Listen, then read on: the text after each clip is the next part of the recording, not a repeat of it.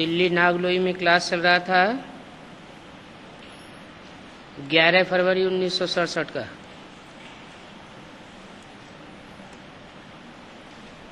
बात चल रही थी ये बड़ा भारी इम्तिहान है।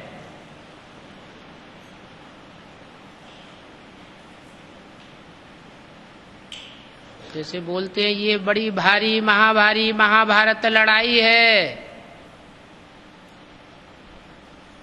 ऐसे बोला ये बड़ा भारी इम्तिहान है।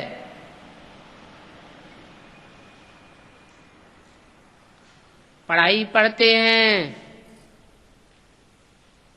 थ्योरी की परीक्षा होती है, कितनी कितनी किसने पढ़ाई पढ़ी है, तो फाइनल एग्जाम होता है उसे कहते हैं बड़ा इम्तिहान। और ये है बड़ा भारी इम्तिहान। फाइनल परीक्षाएं चालू हो रही हैं।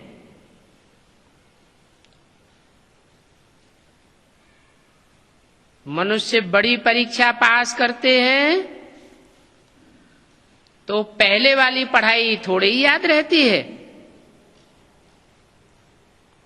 पढ़ते पढ़ते आखिरी तंत बुद्धि में आ जाता है।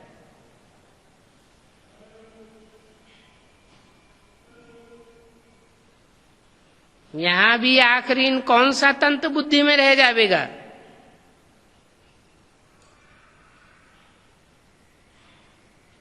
एक शिव बाबा, दूसरा न कोई। यहां भी ऐसे ही है। तुम पढ़ते आए हो, अंत में फिर बाप कहते हैं मन मना भव।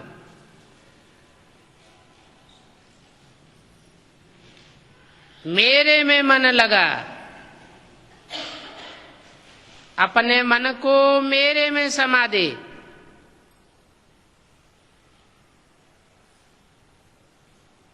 मेरे में समा दे, क्या बिंदी में समा दे? अगर बिंदी में समा दे तो सब परम धाम वासी बन जाएंगे 5000 साल के लिए।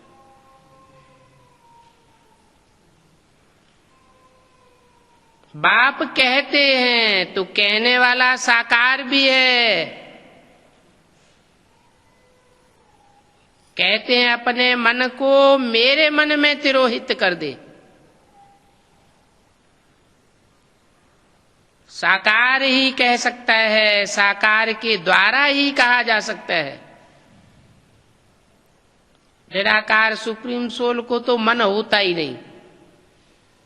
जो संकल्प विकल्प चलाए वो तो असोचता है। उसे सोचने करने की दरकार नहीं। तो कहते हैं मन मना भव। ये मन मना भव की टेव पड़ी हुई होगी तो पिछाड़ी में वर्षा और बाप याद रहेगा।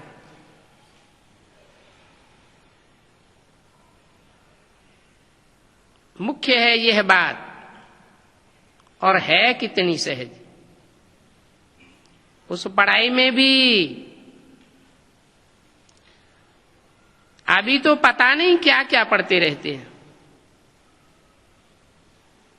जैसा राजा होता है वैसी ही वहां की रस्म रिवाज होती है।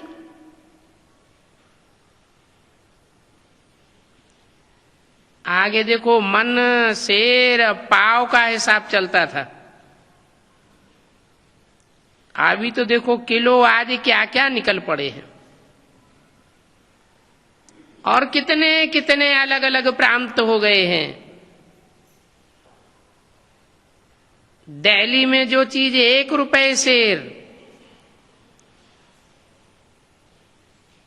वही बॉम्बे में मिलेगी 2 रुपए शेर। क्योंकि प्रांत अलग अलग हो जाता है। हर एक समझते हैं हम अपने प्रांत को भूखा थोड़े ही मारेंगे। कितने झगड़े आज होते हैं प्रांतों की लड़ाई में, कितना रोला है।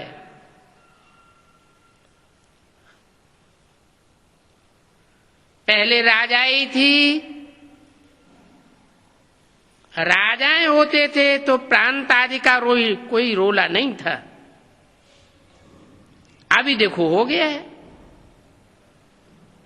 प्रजा का प्रजा पर राज्य, इसको कहा जाता है अनलॉफुल राज्य।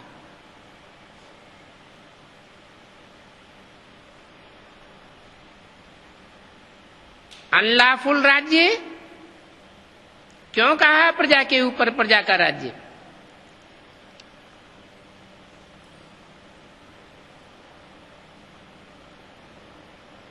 क्योंकि ला धर्मराज से शुरू होता है।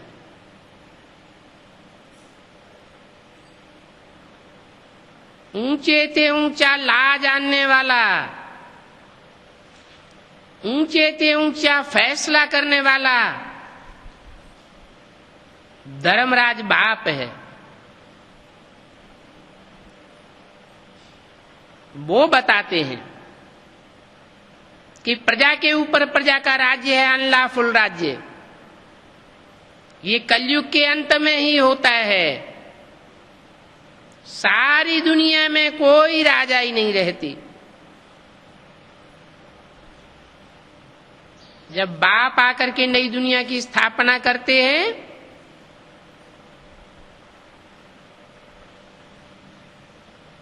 तो सारी दुनिया में एक ही राजाई, राजा के राज्य की स्थापना करते हैं। और राजा बनते हैं तब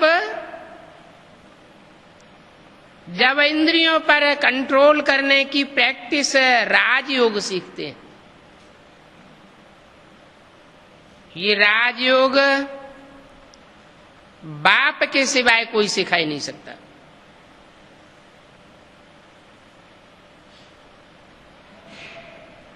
जो बाप के असली बच्चे हैं वो बाप के असली मददगार बनते हैं।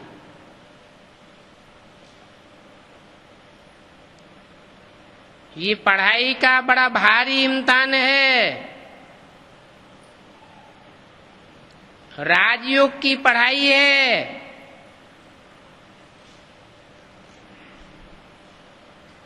बड़े ते बड़े और छोटे ते छोटे राजाएं यहां बनते हैं। जन्म जन्मांतर की राजाई देने के लिए बाप अभी कलयुग के अंत और सतयुग के आदि के संगम पर आता है। बाकी तो आज है प्रजा के ऊपर प्रजा का राज्य।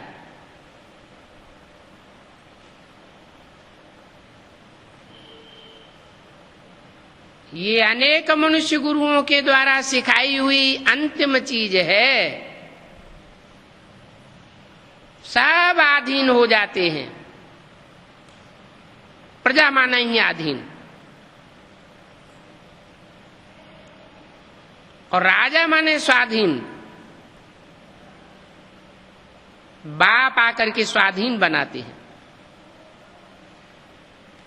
पहले स्व की कर्मेंद्रियों के अधीन। कौन कौन कितने हैं वो साक्षात्कार होता है। राजयोग से ये कर्मेंद्रियों की अधीनता खलास हो जाती है।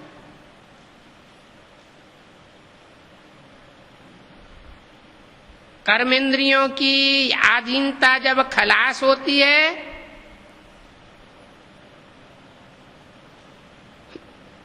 तो मन में एकाग्रता आती है। मन के अंदर दृढ़ इच्छा शक्ति पैदा होती है। जो संकल्प किया सो सिद्ध होता है।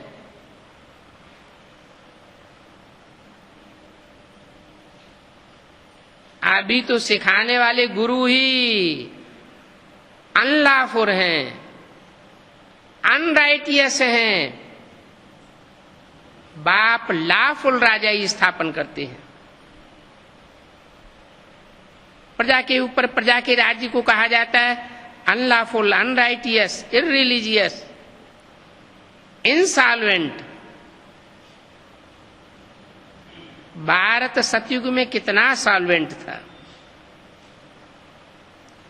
अभी देखो 84 का चक्कर लगाते लगाते सब इंसॉल्वेंट बन गए।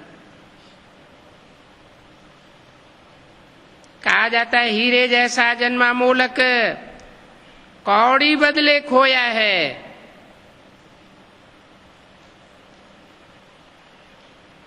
ये भारत की कहानी है। बाप कहते हैं तुम कौड़ियों के पिछाड़ी क्यों मरते हो।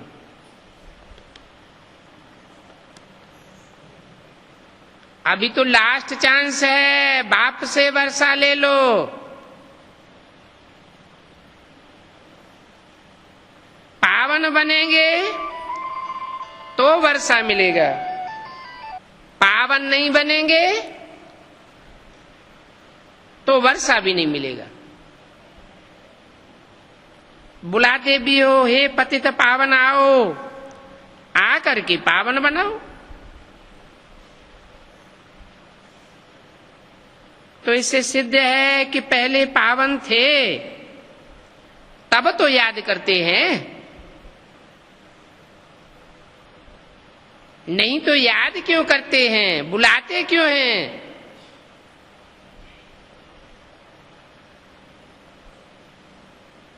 अभी तो है कलयुग। बाप कहते हैं मैं पावन दुनिया बनाऊंगा, और पावन दुनिया बनेगी तो पतित दुनिया का जरूर खलासा होगा, जरूर विनाश होगा। इसीलिए ये महाभारी महाभारत लड़ाई गाई हुई है। जो लड़ाई इस रुद्र ज्ञान यज्ञ से प्रज्वलित होती है,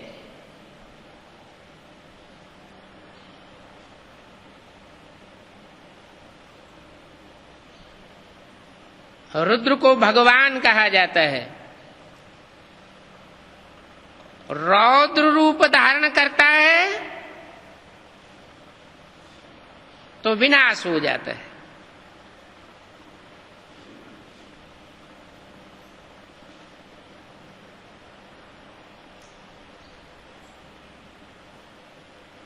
ड्रामा में ये विनाश होने की नूद है। पहले पहले तो बाबा को साक्षात्कार हुआ,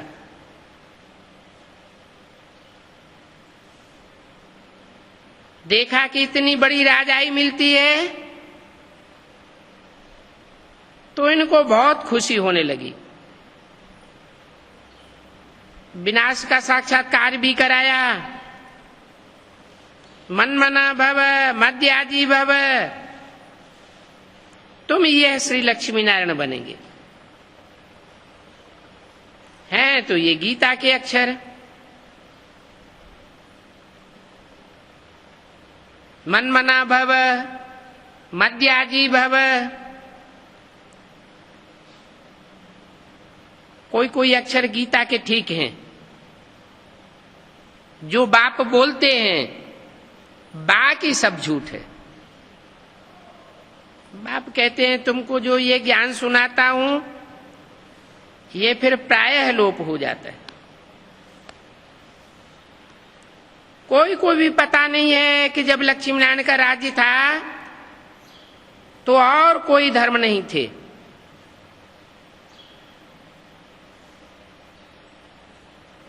जब और कोई धर्म ही नहीं था तो आबादी भी जरूर थोड़ी होगी। ऊंचते ऊंच सनातन धर्म के लोग थे, तो ऊंचते ऊंच होते हैं बहुत थोड़े। और कलयुग के अंत में सारी दुनिया बन जाती है नीचते नीचों की। तो उनकी जनसंख्या ढेर की ढेर हो जाती है, क्योंकि ढेर के ढेर धन होते हैं।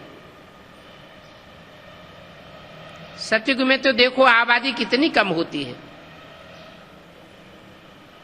तो ये चेंज होने के लिए जरूर विनाश चाहिए। और शूटिंग कहां होती है?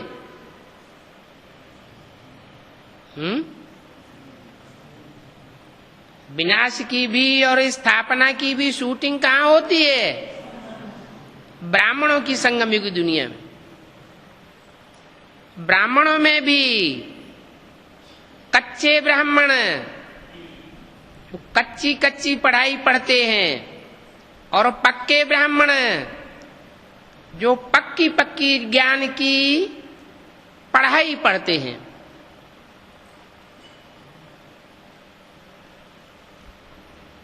जो पक्की पढ़ाई पढ़ते हैं उनमें भी नंबरवार पुरुषार्थ अनुसार।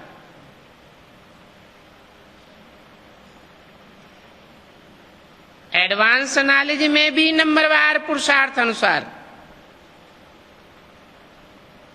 एडवांस में बीज तो सब हैं, लेकिन किस धर्म के बीज हैं? जो जिस धर्म का बीज होगा वो उसी को फॉलो करेगा। आखिरीन जब फाइनल परीक्षा होगी तो नंबरवार की लिस्ट में आ जाएंगे।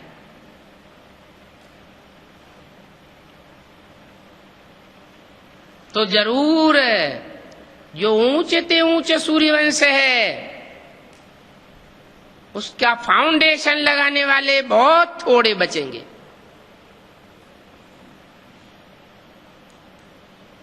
जो बचेंगे वो ऊंचे ते ऊंचे पद पावेंगे।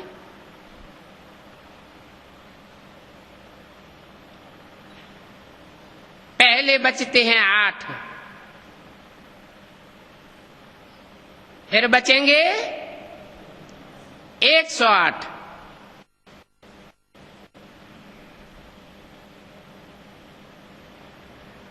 वो हैं राजाएं, जिन्होंने राजयोग की पूरी पढ़ाई पढ़ी। उनमें भी नंबरवार।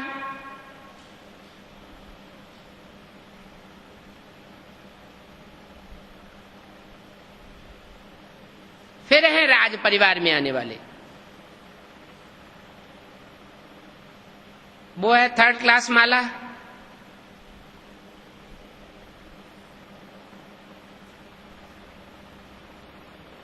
सेकंड क्लास कहो, फर्स्ट क्लास है 108। 8 तो पास विधानर है।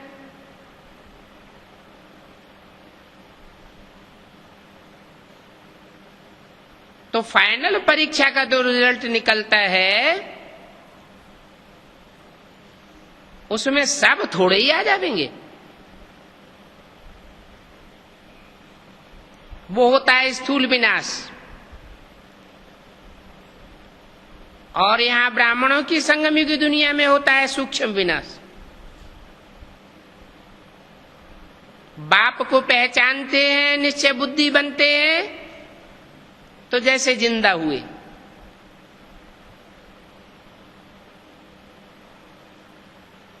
और अनिश्चय बुद्धि हो जाते हैं तो जैसे मृत्यु हो गई।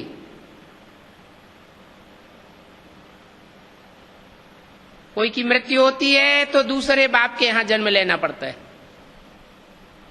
बाप बदल जाता है। यहां भी ऐसे है। इसलिए बोला ये बड़ी से बड़ी भारी इम्तिहान है।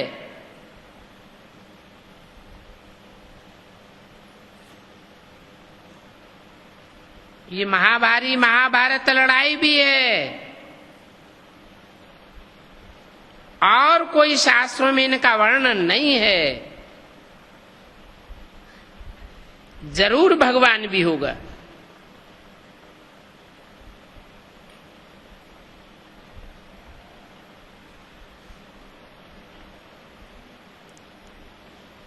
अब कृष्ण तो भगवान हो न सके,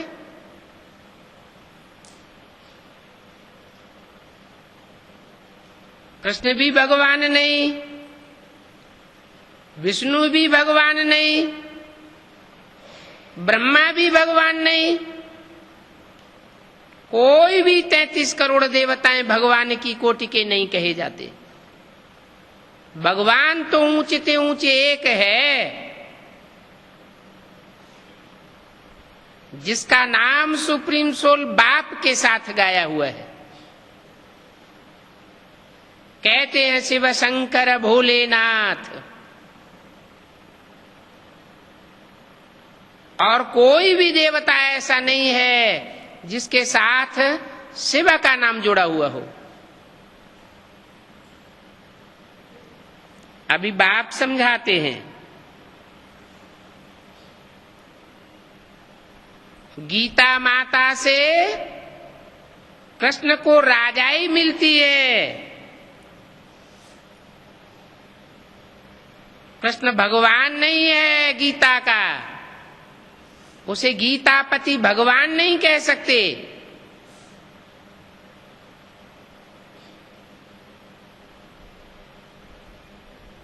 भगवान तो एक है।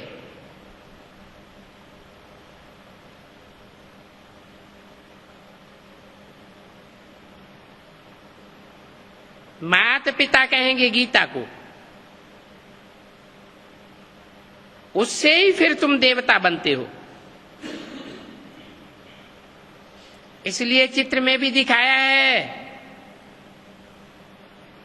कि कृष्ण ने गीता नहीं सुनाई। कृष्ण गीता के ज्ञान से राजयोग सीख करके यह बना है।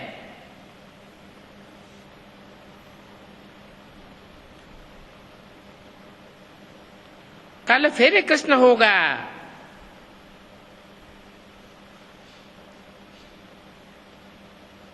क्या होगा?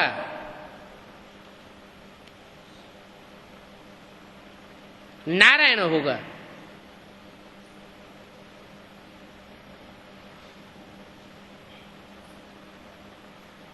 धोखे से उन्होंने कृष्ण का नाम डाल दिया है। तो बाप समझाते हैं, ये बात अपने अंदर पक्की कर लो। ऐसा न हो साधु संत आदि उल्टी बातें सुना करके तुमको नीचे गिराए देवे।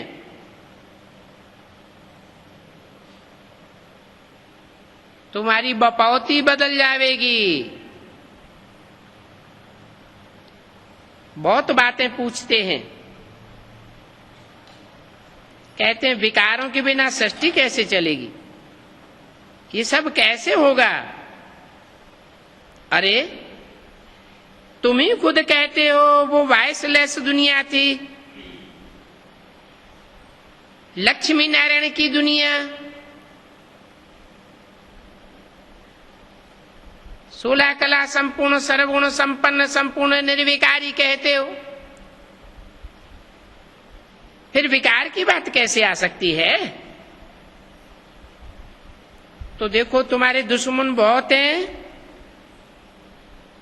अभी तुम बच्चे जानते हो बेहद के बाप से बेहद की बादशाही मिलती है।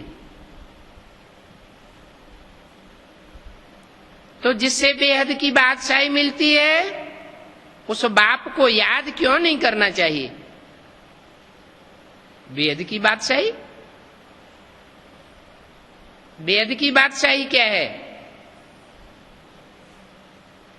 और हद की बादशाही क्या है? हद की बादशाही वालों को हद का मुकुट होता है और बेहद की बादशाही वालों को बेहद का मुकुट होता है। ये डबल ताज है। प्योरिटी का ताज भी चेहरे से देखने में आवेगा और जिम्मेवारी का ताज भी देखने में आवेगा। ये ऐसा इंसान है जिसकी रिजल्ट यहां ही देखने में आवेगी। ऐसे नहीं कि इम्तिहान हम यहां देवेंगे और सतयुग में जाकर के जन्म लेंगे तो वहां उसका रिजल्ट देखने को मिलेगा।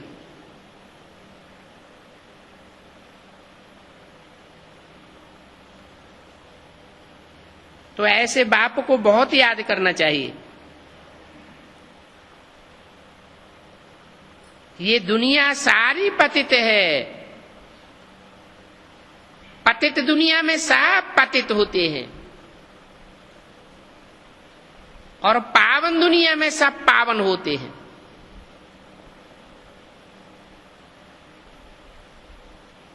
पतित दुनिया में एक भी पावन नहीं।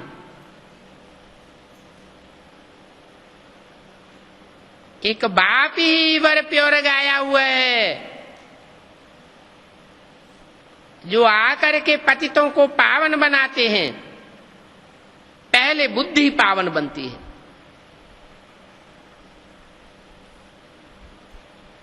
बुद्धि सही फैसला करती है तो मन रूपी ब्रह्मा भी पावन बनता है। मन के पावन बनने से 10 इंद्रियां पावन बन जाती हैं। चाहे वो ज्ञान इंद्रियां हो या कर्म इंद्रियां हो। ज्ञान इंद्रियों की पावर पहले देखने में आवेगी।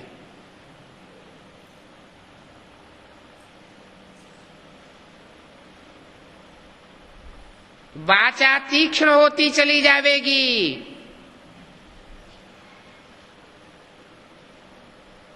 दृष्टि में फोर्स आ जाएगा।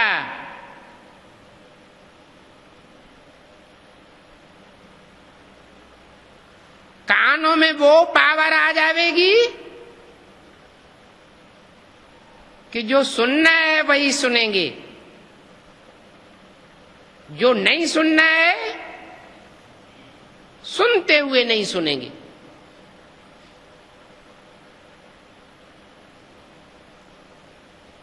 जो भी ज्ञान इंद्रियां हैं जैसे बाप सिखाते हैं वैसा ही आचरण करेंगे। देखते हुए न देखो, सुनते हुए न सुनो, यह है बेहद की बादशाही पाने की विधि। बातें तो ढेर सारी आने वाली हैं।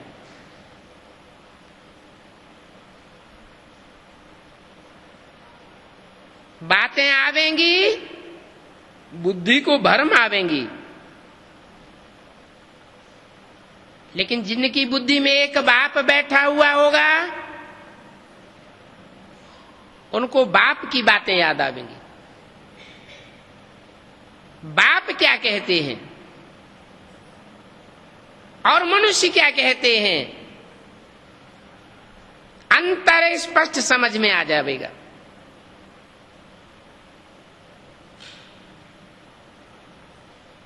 पतित दुनिया में पतित मत सुनाने वाले तो ढेर हैं। कुंभ के मेले पर देखो कितने लाखों जाते हैं। अब कहते हैं वहां 3 नदियां मिलती हैं।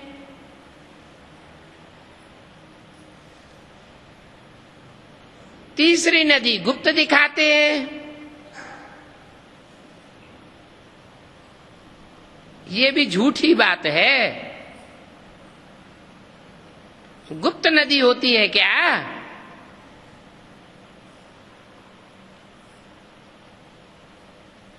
यहां भी देखो गौमुख दिखाया है। कहते हैं गंगा गौमुख से आई।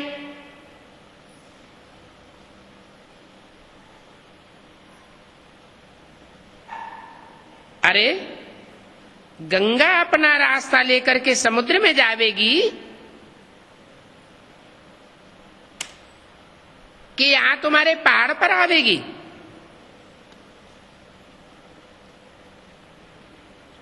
गंगा तो ऊपर से नीचे की ओर जाती है, सभी नदियां ऊंची स्टेज से उतरती हैं और नीचे की ओर जाती है, आखिरी सागर में मिल जाती है।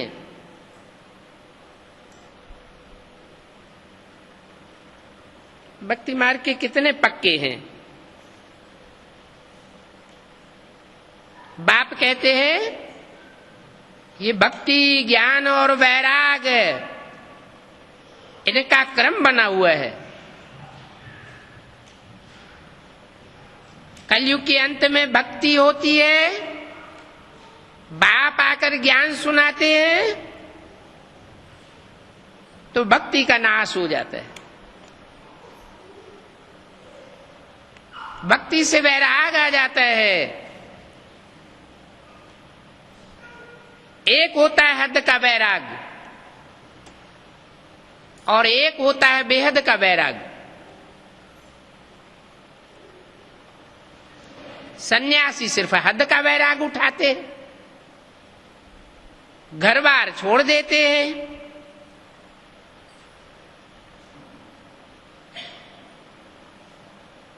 स्थूल रूप में देखने में आता है ये बड़े वैरागी हैं, लेकिन मन बुद्धि से वो ही सब याद आता रहता। तुम्हारा फिर बेहद का वैराग है। तुम स्थूल में कुछ भी छोड़ते नहीं हो, लेकिन मन से वैरागी हो जाते हो। मन तुम्हारा संसार के पदार्थों में, संसार की बातों में, संसार के संबंधियों में मन रमायमान नहीं होता है। जिसको कहते हैं देखते हुए न देखना और सुनते हुए न सुनना, ऐसे सभी इंद्रियों के लिए ये बात लागू होती है।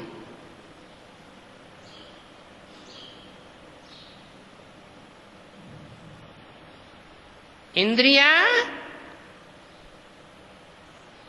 जैसे निर्लिप्त हो जाती हैं, नहीं तो संसार में ऐसा होता है कि इंद्रियों से जो भोग भोगे जाते हैं वो याद आते हैं, लेकिन बाप ऐसा राजयोग सिखाते हैं जिसमें इंद्रियों का जो भी संग होता है वो बिल्कुल याद नहीं आता।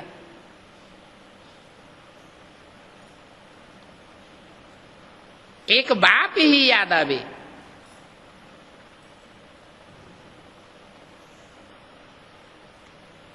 ये ज्ञान सहज भी है। फिर अगर नियत ठीक नहीं है, नियत खराब है, बाप से जो अंजाम करते हैं वो अंजाम को निभाते नहीं हैं, धोखा देते हैं, तो ज्ञान बड़ा कठिन हो जाता है। और योग तो है ही कठिन। जब ज्ञान बुद्धि में फिट नहीं बैठता तो याद भी मुश्किल हो जाती है। जिनके लिए ज्ञान सहज है उनके लिए याद भी सहज है। जो चीज सहज होती है वो निरंतर हो जाती है।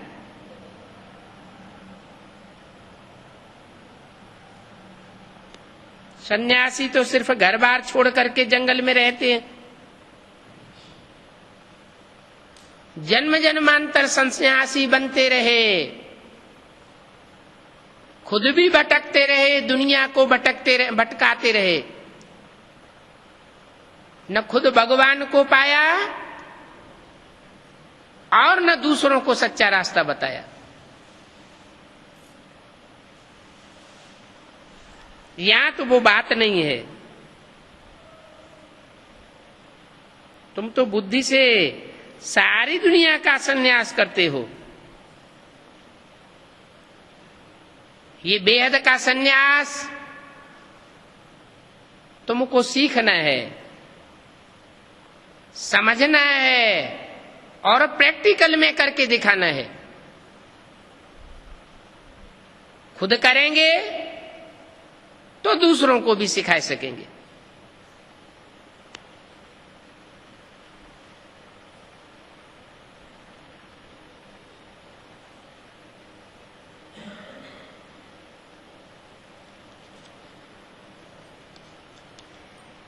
अच्छा,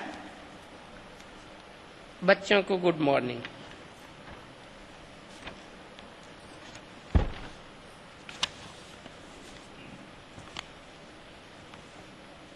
ये है 11 फरवरी 1967 का रात्रि क्लास।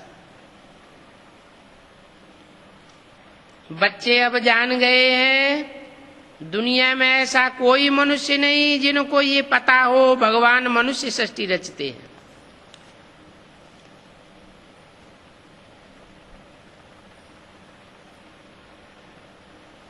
एक भी नहीं है सिवाय तुम ब्राह्मणों के।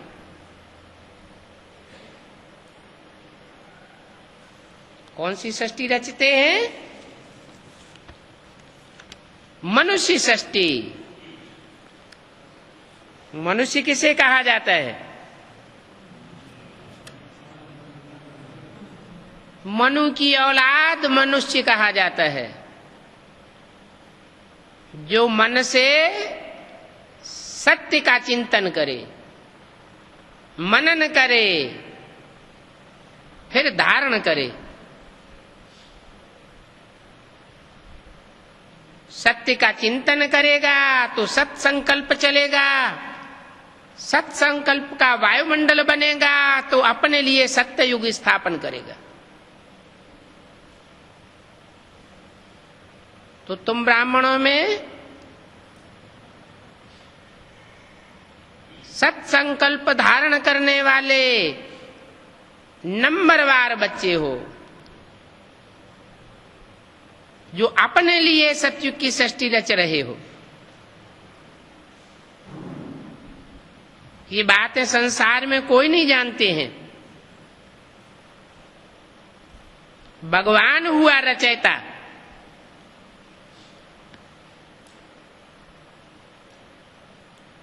रचयिता साकार होता है या निराकार? रचयिता साकार होगा तो रचना भी साकार होगी।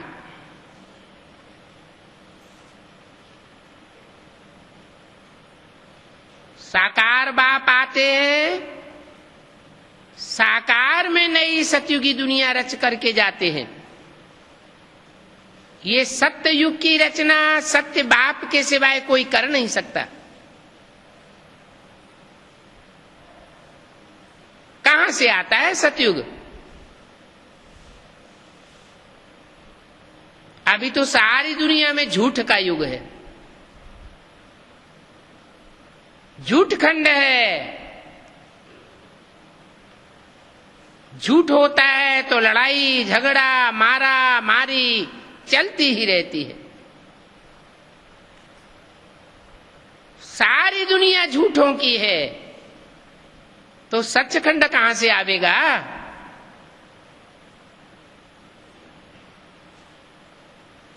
जरूर सत्य बाप को आना पड़े। सिख लोग कहते हैं सत श्री अकाल। वो ऐसा सत्य है कि उसको और उसके बच्चों को काल खा नहीं सकता। बाप भी सत्य है, बाप के बच्चे भी सत्य। सत्य बाप आकर के सचखंड की स्थापना करते हैं और सचखंड में बाप के सच्चे बच्चे ही राजाई पाते हैं।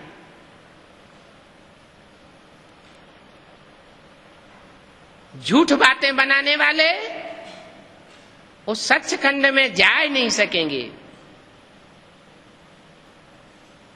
बल भगवान आता है, भगवान से पढ़ाई भी पढ़ते हैं, लेकिन आखिर इन दूसरे धर्म में कन्वर्ट हो जाते हैं।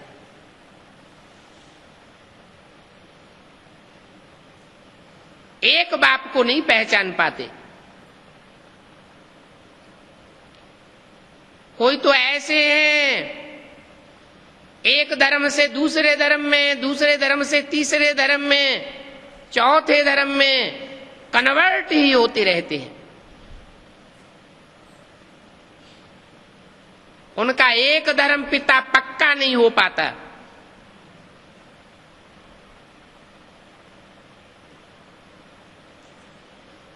आखिरी में गिरते गिरते नास्तिक बन जाते हैं। बाप कोई नहीं मानते।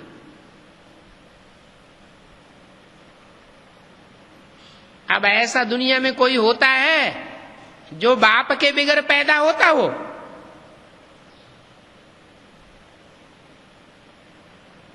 बाप को तो मानना पड़े।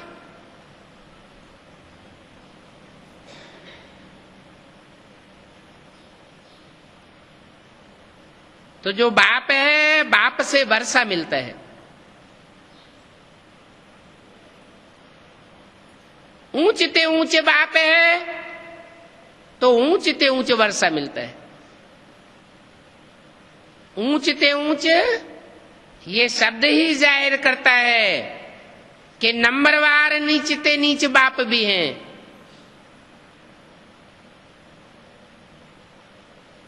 भले धर्म पिताएं हैं, वो भी नंबरवार हैं। भले उनको ग्रेट फादर कहा जाता है, महान धर्म पिताएं, लेकिन वो भी नंबरवार हैं। अव्वल नंबर बाप आकर के अल्लाह अव्वल दीन की स्थापना करते हैं। दीन माना धर्म।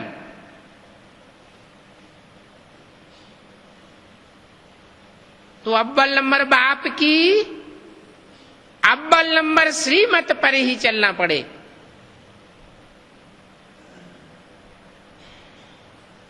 ऐसी श्रीमत का जो उल्लंघन करते हैं, एक बार माफ, दो बार माफ, यदा कदा तीसरी बार भी माफ, बार बार माफ थोड़ा ही होता है। फिर आखिरी में कन्वर्ट हो जाते हैं। तो बाप पूछते हैं, बाप से कौन सा वर्षा लेना है? अरे जैसा बाप होगा वैसा ही वर्षा देगा। ऊंचते ऊंच बाप होगा तो ऊंचते ऊंच वर्षा देगा। काका, चाचा, नाना, ताऊ से तो वर्षा मिलता नहीं है। वर्षा मिलता ही है बाप से। यहां तो बाप खुद बैठ करके समझाते हैं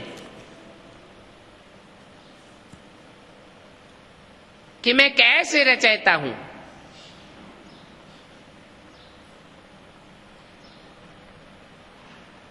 कैसे शब्द ये जाहिर करता है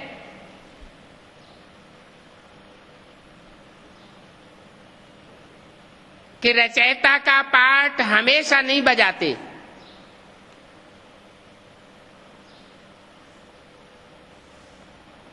सुप्रीम सोल ज्योति बिंदु के रूप में ऊंचते ऊंचे धाम में जब रहते हैं 5000 साल, तो उस समय उनको रचयिता नहीं कहा जा सकता। ऐसे नहीं कि वो बिंदु बिंदु आत्माओं का रचयिता है, क्योंकि आत्माएं भी अनादि हैं और उन बिंदु बिंदु आत्माओं का बाप भी अनादि है।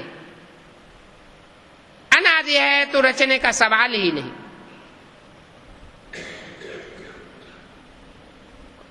वो बिंदु बिंदु आत्माएं सृष्टि पर आकर के शरीर धारण करती हैं।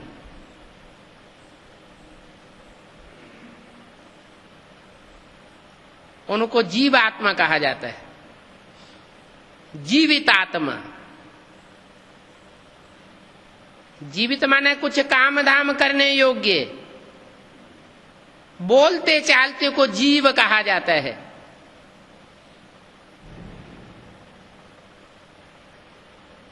तो ऐसी बोलने चालने वाली जीवात्माएं जो मनुष्य के रूप में होती हैं,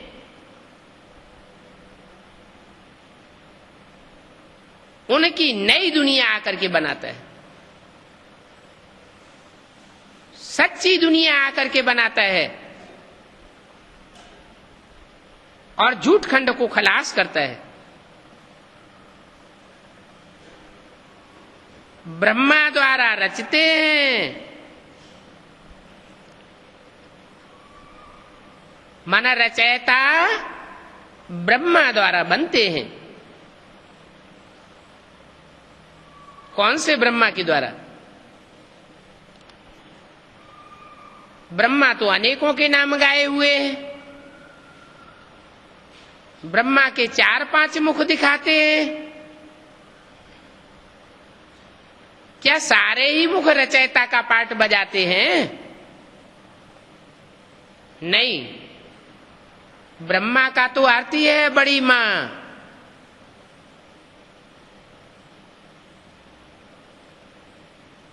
मां एवरलास्टिंग रचयिता नहीं होती, मां भी रचना है।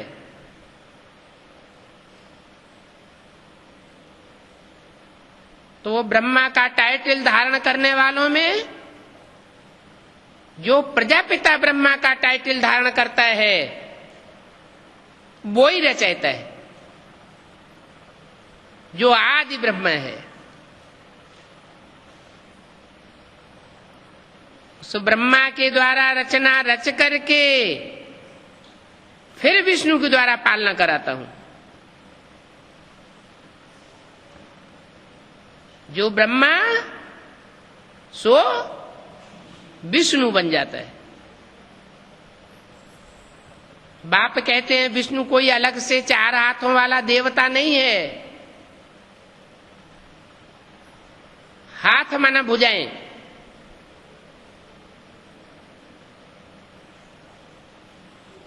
जो भुजाओं के रूप में विशेष सहयोगी बनने वाली आत्माएं हैं, उनके स्वभाव संस्कार मिलकर के एक हो जाते हैं। एक माना एक बाप समान।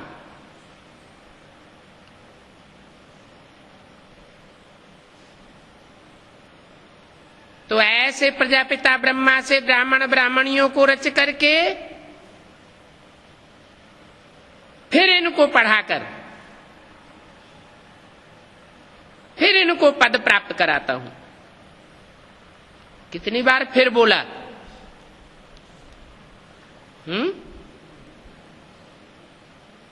दो बार फिर क्यों बोल दिया?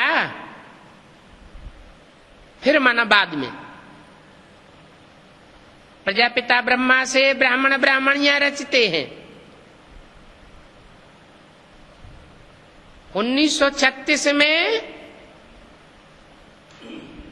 प्रजापिता ब्रह्मा द्वारा ब्राह्मण ब्राह्मणियों की रचना शुरू हुई।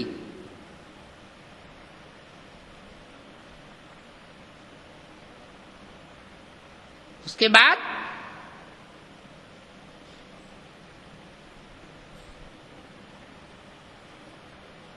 प्रजापिता तो गायब हो गया,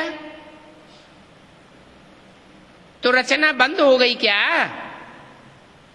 है? ब्राह्मण कहा ही जाता है ब्रह्मा की औलाद। माना ब्रह्मा तो रहा यज्ञ में, और ब्रह्मा से पालना लेने वाले, जन्म लेने वाले बच्चे भी रहे। ब्राह्मण ब्राह्मणियां बनते रहे। ब्रह्मा ने जब तक शरीर छोड़ा तब तक भी ब्राह्मण ब्राह्मणियां बने।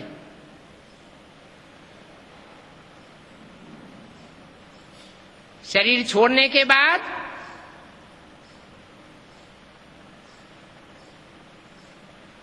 जो भी नंबरवार ब्रह्मा हुए उनके द्वारा रचना रची जाती है।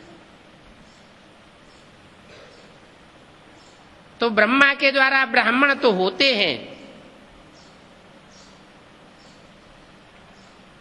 कहते हैं ब्रह्मा के द्वारा एक बार सृष्टि रची, पसंद नहीं आई, बिगाड़ दी। दूसरी बार सृष्टि रची, पसंद नहीं आई, बिगाड़ दी। आखिर इन फाइनल हो ही जाता है।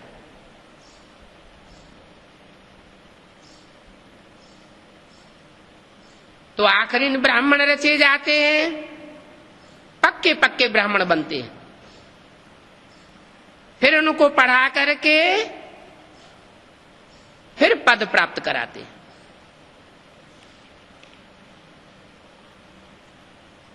ऊंचते ऊंचे पद कौन सा है?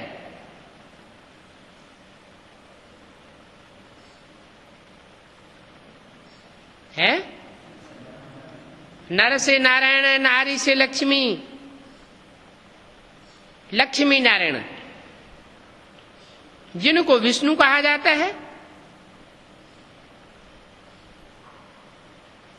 बाप आते ही नई दुनिया रचने, पुरानी दुनिया को खलास करवा देते हैं, नई दुनिया की पालना कराते हैं। तो गाया हुआ है ब्रह्मा द्वारा स्थापना, काय की स्थापना है? ब्राह्मण धर्म की भी स्थापना, और ब्राह्मण धर्म की स्थापना तो हुई, ब्रह्मा द्वारा ब्राह्मण ब्राह्मणियों को रचते हैं, प्रजापिता ब्रह्मा द्वारा वर्षा देते हैं। तो कौन सा कार्य रहा हुआ है? अभी जो नंबरवार माला बननी है, नंबरवार पद मिलने हैं, माला में मणके होते हैं, कोई ऊपर कोई नीचे, कोई दाईं ओर कोई लेफ्ट साइड में, वो पद अभी तैयार हो रहे हैं। ये फाइनल परीक्षा होने वाली है, हो रही है। तो विनाश भी जरूर होगा। विनाश होगा क्या? ब्राह्मणों का विनाश हो जाएगा? है? ब्राह्मणों का विनाश नहीं होता, ब्राह्मणों के पद का विनाश होता है। नंबरवार विनाश को पाने वाले हैं शंकर द्वारा विनाश।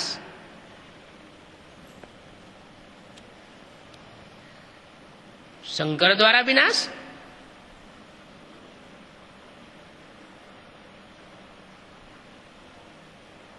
शंकर विनाश करते हैं क्या?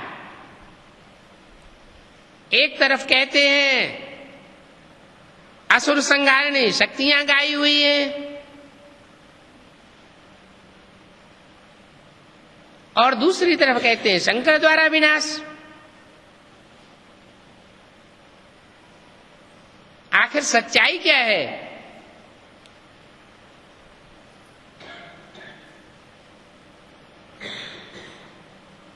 जरूर शक्तियों को प्रेरणा मिलती है,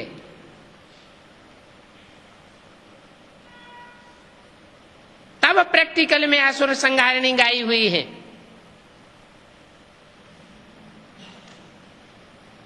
शंकर को तो योग में बैठा हुआ दिखाया जाता है, इसलिए मुरली में कहते हैं शंकर क्या करता है? कुछ भी नहीं। कर्मेंद्रियों से तो कोई काम करता हुआ नहीं दिखाते।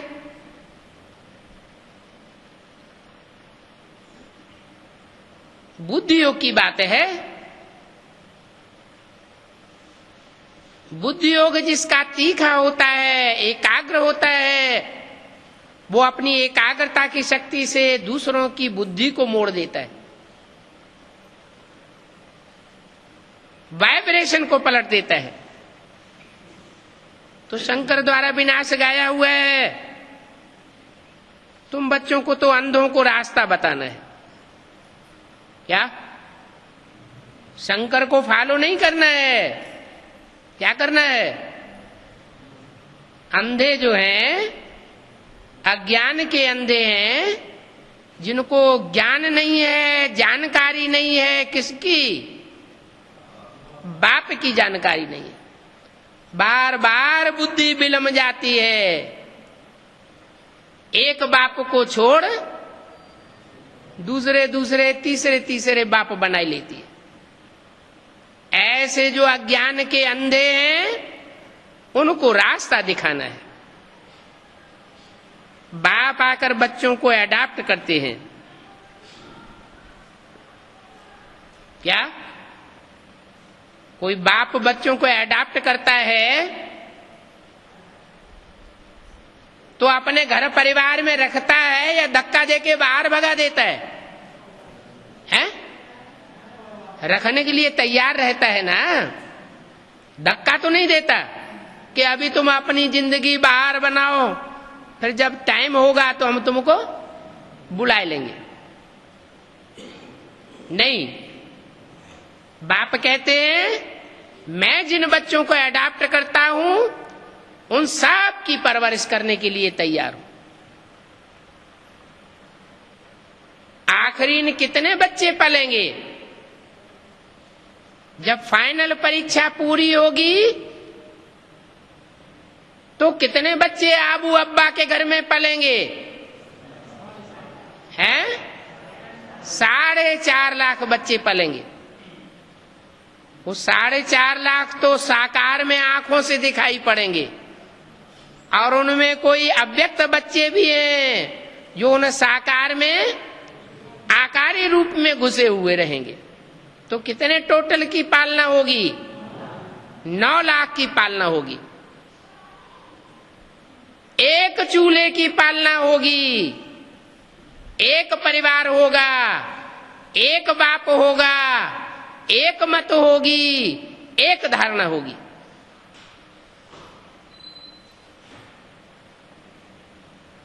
बाप बनना आसान है, लेकिन निभाना आसान नहीं है।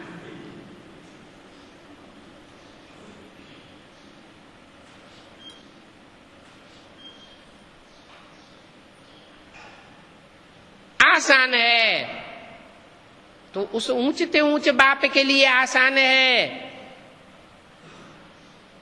जिसके लिए मुरलियों में इशारा दिया है। इस ब्रह्मा के ऊपर तो बोझा बहुत है।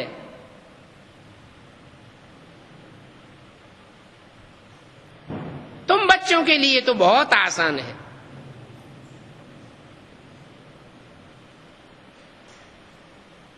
इनको तो बहुत फरुना रहता है कि बच्चों की पालना करनी है, बुद्धि चलती रहती है। तुम तो बेगमपुर की बात कर, तुमको पालना आदि का फिक्र नहीं रहता है। ऑटोमेटिक पालना होती रहती है। तुम्हारे 63 जन्मों का हिसाब ऐसा बना हुआ है।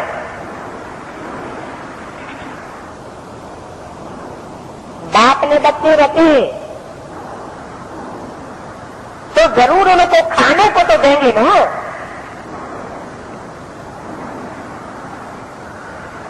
यदि ये कहेंगे अभी थोड़ा रुको,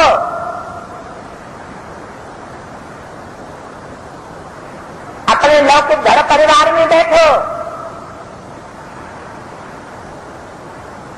हमको थोड़ा मजबूत हो जाने दो फिर आना।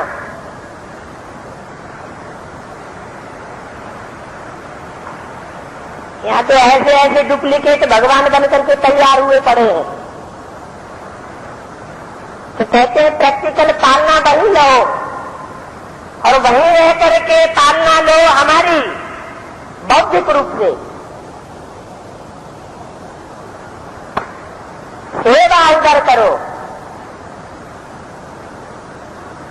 और खुशी का मेवा इधर देते रहो। जैसे मुसलमान होते हैं ना, रहते हैं दूसरे दूसरे देशों में, खास करके भारत में तो बहुत ही मुसलमान हैं, 50%, 30% तो जरूर होंगे। रहते हैं भारत में और गीत कहां के गाते हैं? सहाबा के गीत गाते हैं।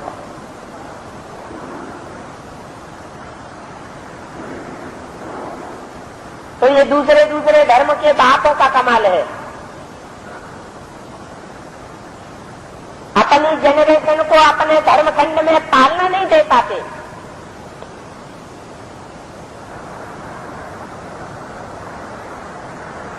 पैदाइश बहुत करते जाते हैं।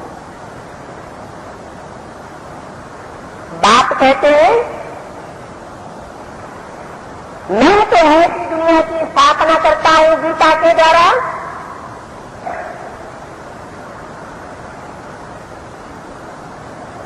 तो बहुत थोड़ी जनसंख्या रह जाएगी।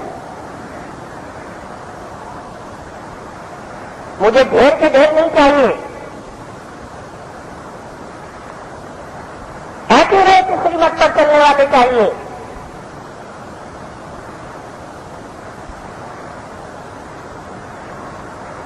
तो देखो, तुमको बाप खाने के लिए क्या देते हैं?